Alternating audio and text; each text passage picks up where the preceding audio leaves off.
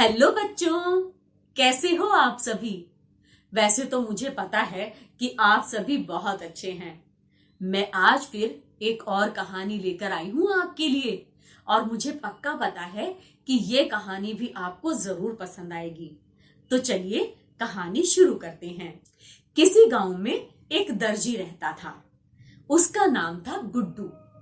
गुड्डू बड़ा ही दयालु था। वो सभी जीवों पर दया करता था। इंसान तो इंसान, वो जानवरों को भी अपना मित्र समझता था। उसने घर के बाहर ही अपनी एक छोटी सी दुकान बना रखी थी, जिसमें वो अक्सर कपड़े सिलता था। उस गांव में एक बड़ा सा मंदिर था। उस मंदिर में एक हाथी रहता था। रोजाना हाथी नहाने और पानी पीने के लिए नदी पर जाता था और वो हमेशा गुड्डू की दुकान के सामने जरूर रुकता था, क्योंकि गुड्डू उसे रोज रोज खाने को कुछ ना कुछ जरूर देता था। इस तरह से उन दोनों की पक्की दोस्ती हो गई थी। एक दिन की बात है कि किसी काम से गुड्डू को शहर जाना पड़ा। ऐसे में उसने सोचा कि दुकान बंद करने से क्या फायदा, इसीलिए मैं दुकान पर अपने बेटे मुन्नू को बिठा जाता हूँ। और वो मुन्नू को आवाज लगाता है और उससे कहता है, अरे मुन्नू, एक काम करो बेटा, आज मुझे किसी काम से शहर जाना पड़ रहा है, तो आज दुकान पर तुम बैठ जाना। और हाँ, जब हाथी आए तो मैं ये केले देकर जा रहा हूं, उसे तुम खिला देना। ऐसा कहकर गुड्डू शहर चला जाता है। और मुन्नू जो है वह बहुत ही शरारती बच्चा था। वो सोचता है, ये हाथी यहाँ रोज रोज चला आता है, मुझे ये बिल्कुल भी पसंद नहीं है। मेरे पापा ने इसे बड़ा ही सर चढ़ा रखा है और मेरे खाने की फेवरेट चीजें वो हमेशा इसी को खिला देते हैं। आज जब ये हाथी आएगा तो मैं इसे सबक सिखाकर छोड़ूंगा, आने दो उसे। ऐसा सोचकर वो मन बनाकर बैठ जाता है कि वो आज हाथी को तंग करने वाला है। जैसे ही हाथी नहाने के लिए वहां से गुजरता है तो वो गुड्डू की दुकान के सामने रुक जाता है और अपनी सूंड दुकान के अंदर की तरफ कर देता है। मुन्नू को मौका मिल जाता है उसे तंग करने का। वो अपनी सुई उठाता है और उसकी सूंड में बहुत तेज चुभा देता है और कहता है, लो, रोज रोज चले आते हो यहाँ, मरो, ये लो। हाथी दर्द के मारे चिल्लाने लगता है और चिल्लाते चिल्लाते नदी पर पहुंच जाता है।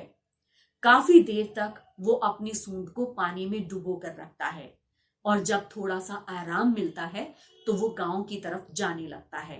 लेकिन उससे पहले वो नदी के किनारे पर जो कीचड़ थी उसे अपनी सूंड में भर लेता है और सीधे गुड्डू की दुकान पर पहुंचकर मुन्नू के ऊपर वो सारा का सारा गंदा कीचड़ अपनी सूंड से छिड़क देता है। ऐसे में मुन्नू तो कीचड़ में सन ही जाता है, लेकिन दुकान में रखे हुए कपड़े भी खराब हो जाते हैं। हाथी ऐसा करके चला जाता है। जब शाम को गुड्डू वापस आता है तो वो अपनी दुकान की ऐसी दुर्दशा देखकर बहुत परेशान हो जाता है और वो मुन्नू से पूछता है, ये सब कैसे हुआ? तुम बहुत शरारती हो गए हो, ये जरूर तुम्हारी शरारत है, बोलो कैसे हुआ ये सब?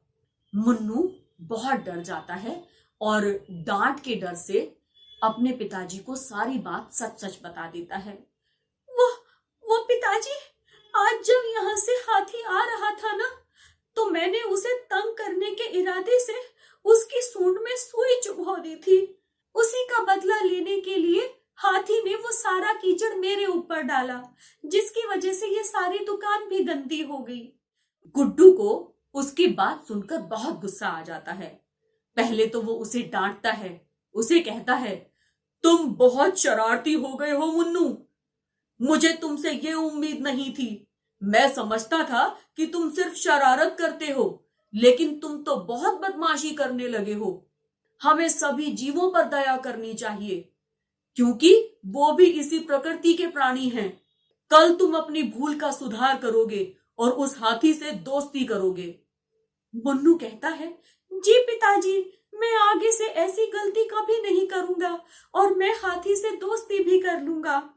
अगले दिन जब हाथी वहां से गुजरता है तो मुन्नू उसके सामने जाकर खड़ा हो जाता है और बहुत सारे केले उसे खिलाता है और उसकी सूंड को सहलाते हुए कहता है, मुझे माफ कर दो दोस्त, कल मैंने बहुत गंदी बात की थी ना, तुम्हें सुई चुप होकर। I am sorry friend. इसके बाद हाथी नदी पर स्नान करने के लिए चला जाता है।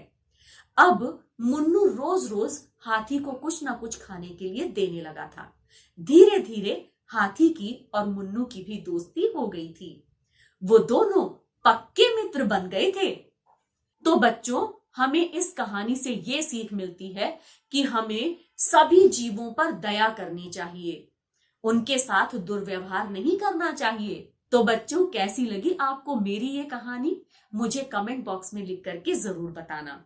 हमारे चैनल को लाइक करें, शेयर करें और सब्सक्राइब करें। अपने दोस्तों को भी ये कहानी दिखाना मत भूलना। उन्हें भी बचपन चैनल को सब्सक्राइब करने के लिए कहना। आज के लिए बस इतना ही। आपसे फिर मिलूंगी एक और कहानी के साथ। तब तक के लिए बाय बाय, टेक केयर।